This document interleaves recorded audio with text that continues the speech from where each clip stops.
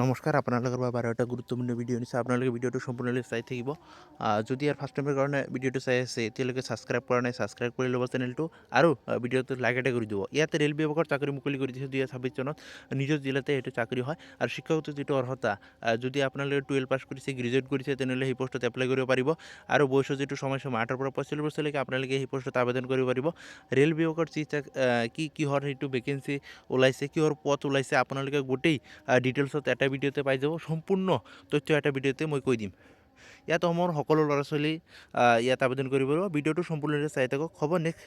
হ'ব চাই থাকক। নমস্কাৰ, আপোনালোকৰ বাবে আৰু এটা ভিডিঅ' নিশ্চয় আপোনালোকৰ মাজত দেখিব পাৰিছে। ইয়াত RRB TT recruitment 2026 apply online for. ইয়াত মানে টোটাল পোষ্ট আছে 11,500 টোটাল পোষ্ট আছে। ইয়াত ৰে'ল বিভাগৰ চাকৰি হয়।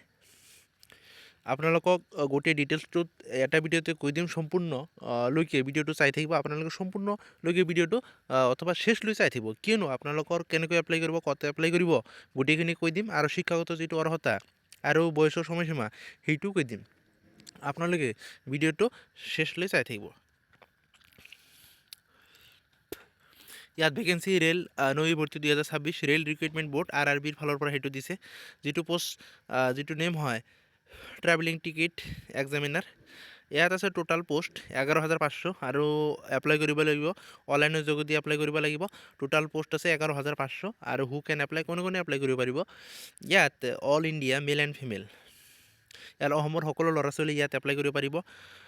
আৰু ইয়াত কৈছে মানে অসমৰ সকলো ল'ৰা ছোৱালী কৰি অল ইণ্ডিয়া মেল ফিমেল কৈছে, যিহেতু অসমৰ সকলো ল'ৰা ছোৱালী সেইটো ইয়াত কৰিব, যিটো যাৰ শিক্ষাগত অৰ্হতা সেইটো মানে শিক্ষাগত যিটো অৰ্হতা আৰু বয়সৰ সময় সেইটো কৈ দিম। আপোনালোকে চাই থাকক, শেষলৈ চাই থাকিব। আৰু যদি আপোনালোকে ফাৰ্ষ্ট টাইমৰ কাৰণে মোৰ ভিডিঅ'টো চাই আছে, এতিয়ালৈকে ছাবস্ক্ৰাইব কৰা নাই, ছাবস্ক্ৰাইব কৰি ল'ব, কিয়নো আপোনালোকৰ কাৰণে সদায় এটা দুটা আপডেট বা ইনফৰমেশ্যন ভিডিঅ' দিয়ে থাকোঁ।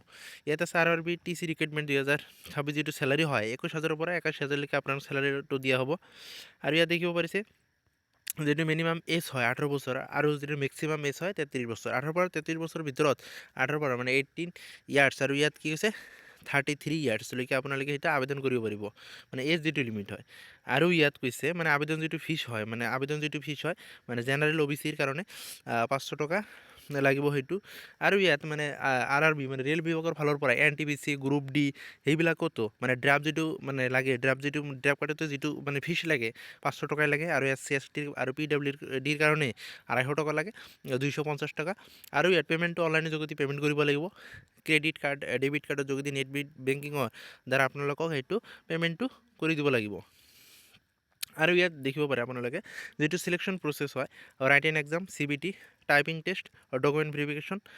ইয়াত কি হৈছে ৰাইটিং এক্সাম আছে, তাৰপিছত টাইপিং টেষ্ট আছে। ইয়াতো মানে যিহেতু সেইটো মানে লেভেলটো মানে যিটো মানে আছে মানে বিভাগটো ৰে'ল বিভাগৰ মানে TT হয়, সেইটো ভাল পষ্ট হয়, সেইকাৰণে কি আছে ইয়াত মানে টাইপিং টেষ্ট আছে। আৰু যিবিলাক কি আছে NTPC আৰু ইয়াত ৰে'ল যিটো গ্ৰুপ D হয়, গ্ৰুপ D ইয়াত কি আছে তাত কোনো টাইপিং টেষ্ট নহয়, তাত ফিজিকেল হয়। ইয়াত দেখিব পাৰিছে ৰাইটিং এক্সাম, টাইপিং টেষ্ট আছে, তাৰপিছত ডকুমেণ্ট ভেৰিফিকেশ্যন, তাৰপিছত আপোনালোকক ফাইনেল মেৰিট লিষ্ট দিব চিলেকশ্যন যিটো হয়। আৰু এডুকেশ্যন কোৱালিফিকেশ্যন ইয়াত যিটো আছে মানে 10 পাছ, গ্ৰেজুৱেট পাছ যদি কৰিছে আপোনালোকে, ইয়াত 10 পাছ মেনশ্যন কৰা নাই, ইয়াত আছে 12 পাছ আৰু গ্ৰেজুৱেট পাছ যদি কৰিছে, তেনেহ'লে আপোনালোকে সেই পষ্টত আবেদন কৰিব পাৰিব। আৰু যিটো মানে ৰেলৱে গ্ৰুপ যিটো D আছে তাত কি আছে 10 পাছ যদি কৰে তেনেহ'লে সেই পষ্টত এপ্লাই কৰিব পাৰিব। সেইটো মই ভিডিঅ' অলৰেডি বনাই থৈছোঁ, সেইটো মানে এপ্লাই চলি আছে, আপোনালোকে এপ্লাই কৰিব পাৰিব। ডিছক্ৰিপশ্যনতে লিংকটো দি দিম, তাত পৰা আপোনালোকে চাব পাৰিব। আৰু ইয়াত দেখিব পাৰে ইম্পৰ্টেণ্ট যিটো document passport size photograph, signature, Aadhaar card, মানে ইম্পৰ্টেণ্ট সেইবিলাক ডকুমেণ্ট লাগিব আপোনাৰ এপ্লাই কৰোঁতে। Passport size photograph, signature, Aadhaar card লাগিব, লগতে এডুকেশ্যন চাৰ্টিফিকেট, কাষ্ট চাৰ্টিফিকেট যদি আছে দি দিবা, এজ প্ৰুফটো লাগিব।